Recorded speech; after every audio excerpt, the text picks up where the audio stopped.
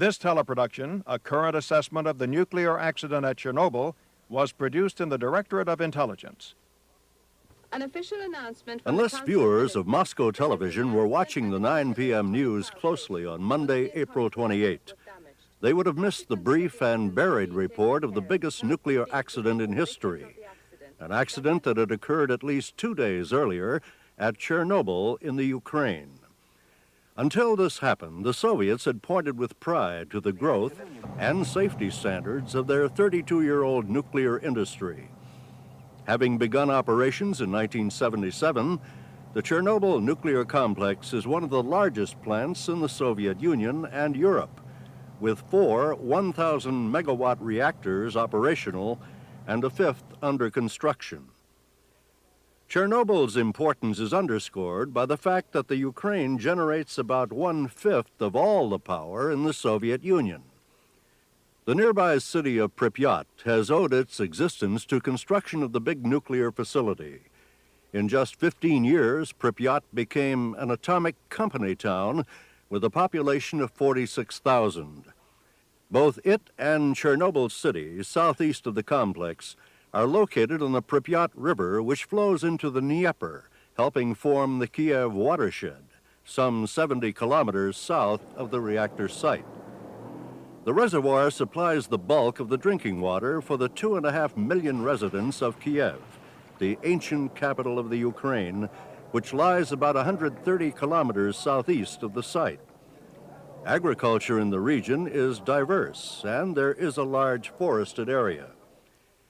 Prior to the accident, the Soviets were claiming that the design of the Chernobyl reactors incorporated elements that would ensure radiation safety both during normal operations and under abnormal conditions.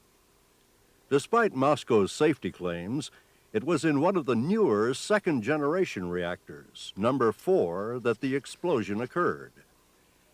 Our best estimate is that the accident followed a loss of power and a failure of the emergency diesel generators to start. Without power, the cooling systems could not work, and the fuel began to overheat.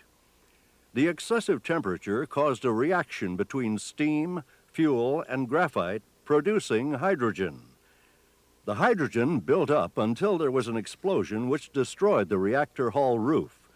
It's still not certain how much time elapsed between the explosion and the radioactive release. The explosion set fire to the exposed graphite in the reactor core, further spreading radioactive materials. As of May 12, there still was no evidence of damage to the adjacent number 3 reactor. If the accident developed according to the scenario just outlined, the Soviets probably would have had several hours to begin evacuating plant personnel.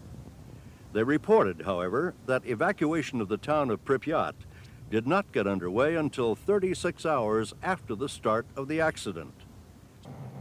Normally, about 200 workers operate the reactor station. While we have no hard figures on the number of casualties, the Soviet initial claims, 2 persons killed and 197 hospitalized, seem low. They are plausible, assuming there was time to evacuate most personnel before the explosion. Preliminary estimates suggest that the people at the site itself, or as many as 200, could have received lethal doses of radiation. Deaths from such radiation sickness begin to occur several days to weeks after exposure.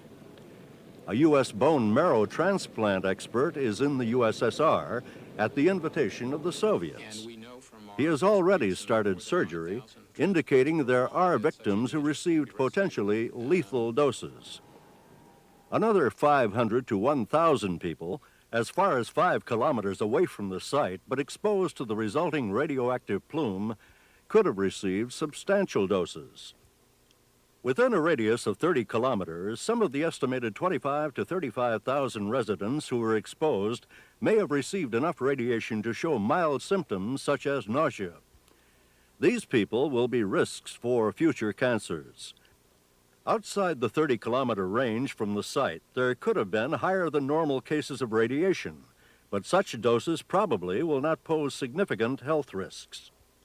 There are some 60 medium and small-sized civilian industrial plants which lie within the 30-kilometer radius of the Chernobyl reactor, and where, in several instances, production has been halted.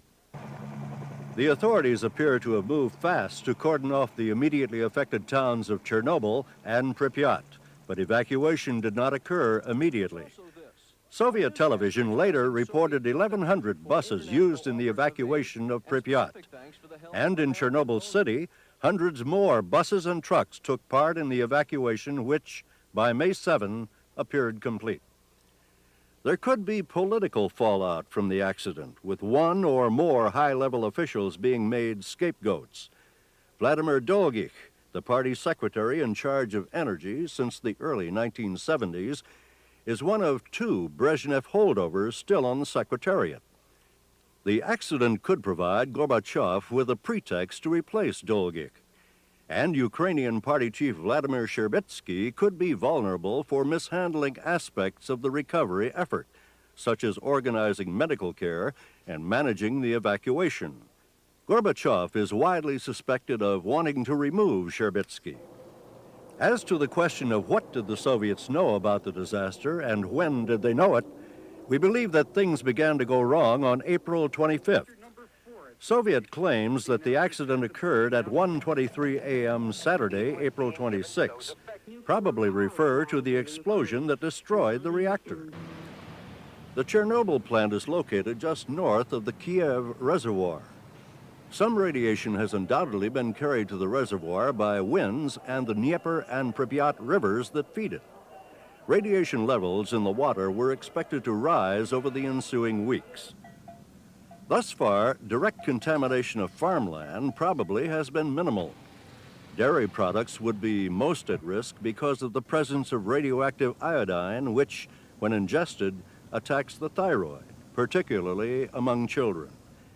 However, the initial plume of radioactivity appears to have passed over an area largely covered by forest.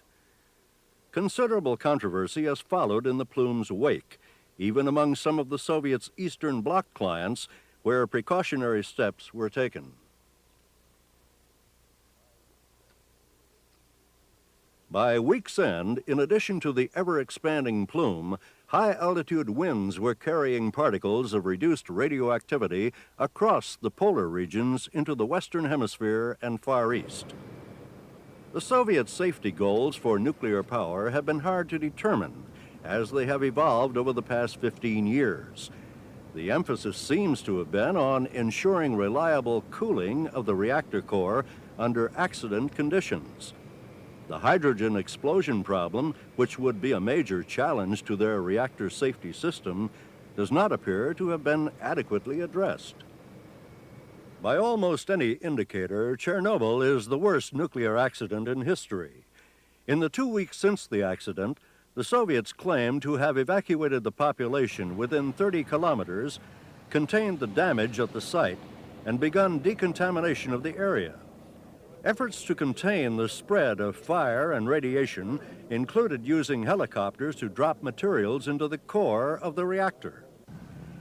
In summary, as of Monday, May 12, there are preliminary calculations suggesting that as many as 200 people, the normal complement operating the Chernobyl nuclear reactor station, could have been exposed to lethal doses of radiation.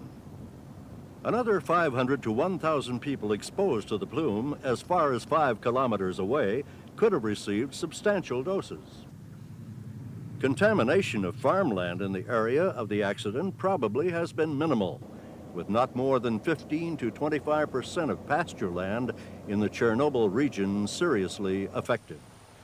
It will be some time, however, before the full economic impact is clear.